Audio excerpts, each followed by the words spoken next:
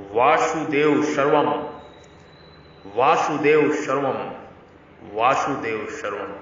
श्री कृष्ण राधा, श्री कृष्ण राधा, श्री कृष्ण राधा। जय श्री कृष्ण, जय श्री कृष्ण, जय श्री कृष्ण राधा, जय श्री कृष्ण राधा, जय श्री कृष्ण राधा। ओ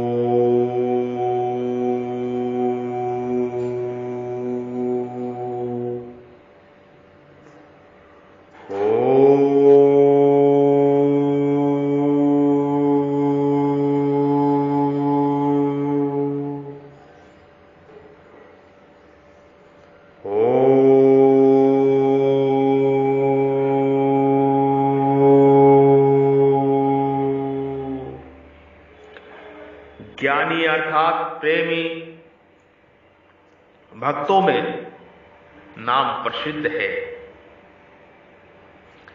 ज्ञानी और प्रेमी भक्त नाम से प्रसिद्ध है। यहां एक बात हम समझते हैं कि धन की इच्छा, दुख दूर करने की इच्छा और जिज्ञासा पूर्ति की इच्छा को लेकर जो परमात्मा की तरफ लगते हैं, उनमें तो भगवान का प्रेम जागृत हो जाता है और वे भक्त कहलाते हैं। परंतु जिनकी यह भावना रहती है कि अनन्य उपायों से धन मिल सकता है, दुख दूर हो सकता है, जिज्ञासा पूर्ति हो सकती है, उनका भगवान के साथ संबंध न होने से उनमें प्रेम जागृत नहीं होता और उनकी भक्त संज्ञा नहीं होती। संतों की, ऋषियों की, सिद्धों की, देवों की, साधुओं की, महात्माओं की, स्वामियों की, ब्रह्म ऋषियों की, हंसों की, परमहंसों की वाणी में आता है कि प्रेम तो केवल भगवान ही करते हैं। प्रेम कौन करता है? प्रेम तो केवल भगवान ही करते हैं। भक्त केवल भगवान में अपनापन करता है, कारण कि प्रेम वही करता है जिसे कभी किसी से कुछ भी लेना नहीं है। भगवान ने जीव मात्र के प्रति अपने आप को सर्वथा अर्पित कर रखा है और जीव से कभी कुछ भी प्राप्त करने की इच्छा, कोई संभावना ही नहीं रखी है। इसलिए भगवान ही वास्तव में प्रेम करते हैं। जीव को भगवान की आवश्यकता है, इसलिए जीव भगवान से अपनापन ही करता है।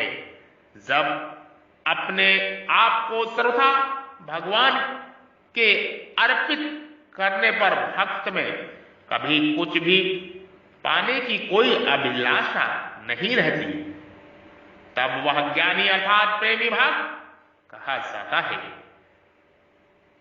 अपने आप को सर्वथा भगवान के अर्पित कर देने से उस भक्त की सत्ता भगवान से किंच मात्र भी अलग नहीं रहती। प्रत्युत उसकी जगह केवल भगवान की सत्ता ही रह जाती है। भक्त की सत्ता मिट जाती है और भगवान की सत्ता ही रह जाती है। मनुष्य क्या भगवान से प्रेम करेगा? मनुष्य का भगवान से प्रेम करना एक स्वार्थ है, वो प्रेम नहीं है। सच्चा प्रेम मनुष्य भगवान से कर ही नहीं सकता। उसे कुछ चाह होती है, भगवान से कुछ प्राप्ति चाहिए होती है, इसलिए मनुष्य भगवान को प्रेम करता है मोक्ष मुक्ति के लिए, ब्रह्म ज्ञान के लिए।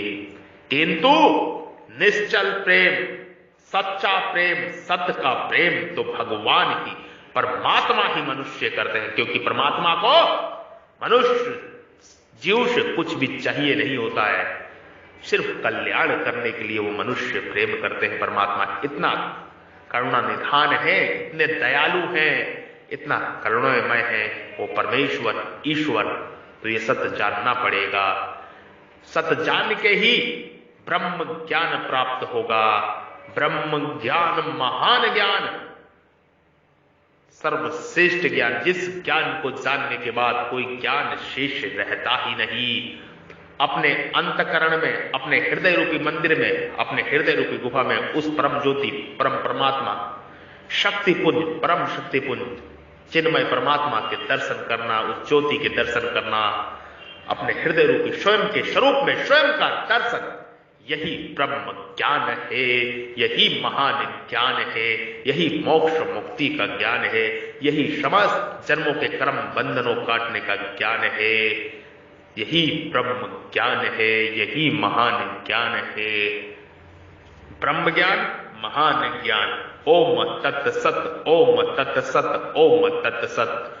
आपके हृदय रूपी मंदिर में विराजमान परब्रह्म परमेश्वर ईश्वर को मैं प्रेम सहित कृति यज्ञता के साथ में प्रणाम करता हूं, नमस्कार करता हूं। कृपा मेरा प्रणाम नमस्कार स्वीकार करें। जो परम पिता परमेश्वर ईश्वर भगवान आपके हृदय रूपी मंदिर में, हृदय रूपी गुफा में विराजमान है, उस परब्रह्म परमेश्वर को मैं प्रणाम करता हूं, नमस्कार करता हूं। कृपा मेरा प्रणाम नमस्कार स्वीकार करें।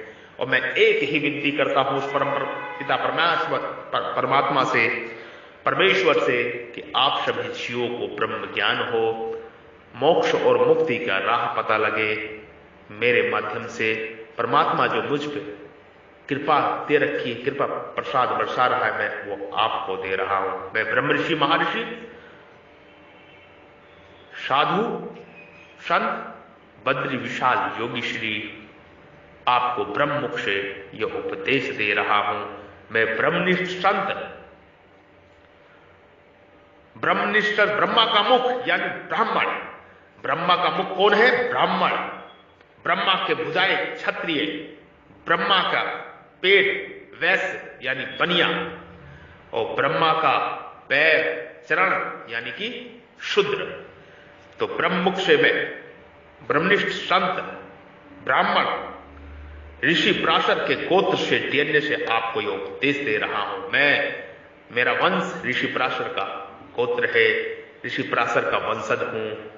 ऋषि प्राशर का रक्त ही मेरी कोशिकाओं में, एक एक नसों में बह रहा है। मैं ब्रह्मनिष्ठ संत आपको ब्रह्म ज्ञान का उपदेश दे रहा हूं। यह उपदेश स्वीकार करो और मोक्ष मुक्ति की ओर आगे बढ़ो, आगे बढ़ो। अन्यथा अगर ये मनुष्य जन्म चूक गए तो 84 लाख योनि में दोबारा भटकना पड़ेगा। मनुष्य का जन्म ही इसलिए हुआ है ब्रह्म ज्ञान प्राप्ति के लिए, स्वयं के स्वरूप में, स्वयं के दर्शन, यही उद्देश्य होता है। किंतु प्रत्येक मनुष्य, प्रत्येक जीव इस चीज को भूल गया है। मनुष्य योनि ही कर्म योनि है, बाकी जितनी भी योनियां हैं वो भोग योनि हो, चाहे देवताओं की हो, चाहे गंधर्व की हो, चाहे राक्षसों की हो, चाहे जीव जंतुओं की हो, सब भोग योनि है। मनुष्य योनि ही कर्म योनि है। मोक्ष और मुक्ति के कर्म बंधनों को काटने की ये योनि है। आओ इस ब्रह्म ज्ञान की यात्रा में आप सभी मेरे साथ आओ और ये ज्ञान, दिव्य ज्ञान अपने हृदय रूपी मंदिर में उतारो, जीवन सफल करो। सीताराम, जय श्री राम।